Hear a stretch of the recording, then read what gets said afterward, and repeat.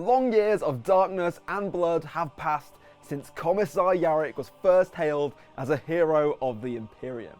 Twice instrumental in saving Armageddon from Ghazghkull Thraka, Yarrick's scarred mind and body once more answer the call to war, driven by his iron will and unshakable sense of duty. Hello there and welcome to this video all about, if you hadn't already guessed, Commissar Yarrick. I'm really excited about this one, so let's jump straight into it. All the paints we're using are on screen now. Lots of these are highlight colours, so depending on how detailed you want your paint job to be, you might not need all of these. And here's also a list of all the brushes and extra equipment that we'll be using.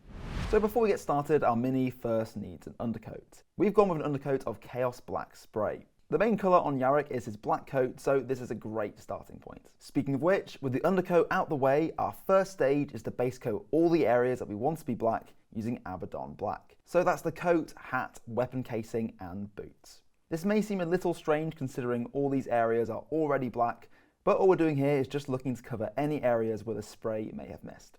So feel free to skip this stage if you'd like to. With that done, we're moving on now to all the red sections.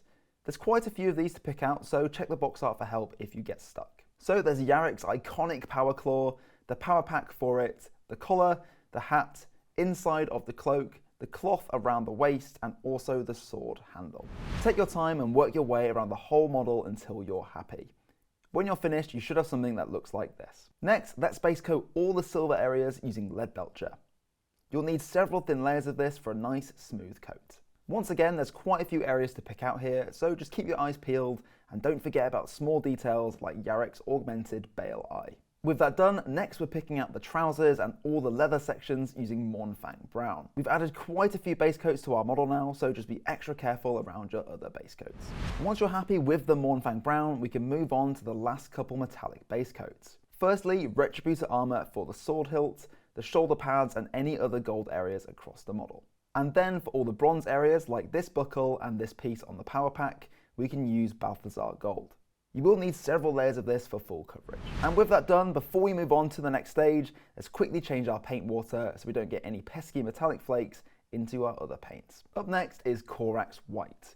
We're using this to pick out the white base coats like the chest piece, the skull on the hat, but also the eye lens and these lights on the power pack as well. With those done, we can also pick out the coat trim and tassels, which we will be painting with contrast paint later. You will need a few layers of this as we're painting over black. And with that done, we're just missing one base coat before we can add some shades. For the crest on Yarrick's cap, we can base coat it now using Loren Forest. Nice and easy. So for our first shade, we're going to be using Norn Oil for loads of different parts of the model.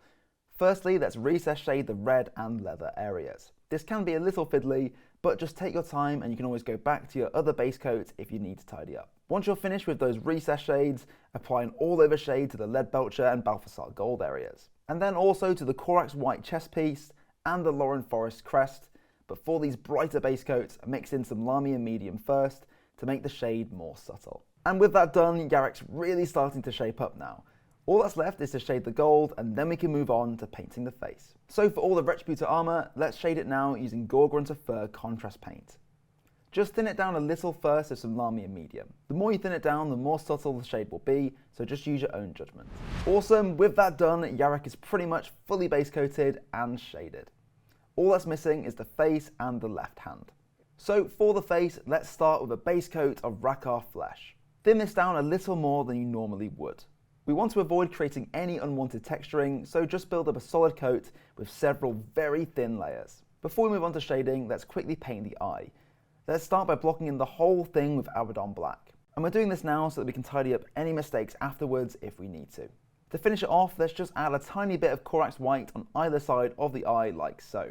And we can also add a small amount to the teeth as well. So first, let's add a soft shade with some thinned down Thunderhawk Red shade. So we're just adding this to all the sculpted details on the face and also under the cheekbones and on either side of the temple as well. And then for the deepest recesses, we can just add straight Thunderhawk Red shade, no need to thin it this time. Don't worry about being a little messy. Once the shade has fully dried, we can go back to Rakarth Flesh to lay it over the skin and neaten it up. And then all that's left is Pallid Wych Flesh for the highlight. Now we don't want harsh lines here like you would normally get from a traditional edge highlight, but instead we want to build up several thin layers to create a more natural looking highlight. similar to what you would see on an actual face. And there we go, Yarrick is really shaping up now. Let's blast through some contrast paints and then we can move on to some highlighting. For the coat and hat trim, as well as all the tassels, pick them out now using Iyanden Yellow. Add extra layers to make this darker if you want it to be. This is a really neat way of mimicking the non-metallic shine that we see on the box art.